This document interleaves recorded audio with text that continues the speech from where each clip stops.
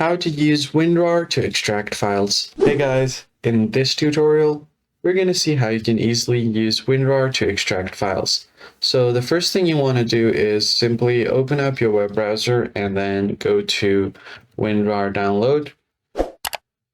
And if you already have it on your device, that's completely fine. I'll just show you how you can easily download your latest WinRAR. Now just click on Get WinRAR for this, and then it's going to start installing the installation file. Once you have it, just go ahead and open up WinRAR, then open it up. From here, you are going to have to select your files. So let's just go ahead and go to our desktop. So I'll just go ahead and select this, and then open up my desktop over here.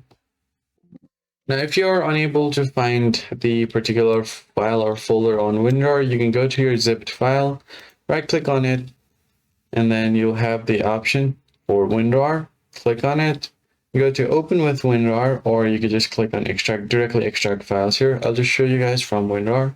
I'll open it over here. I'm not going to update right now, so I can just click on the files, and then click on Extract to. And then I'll just select the location, click on OK.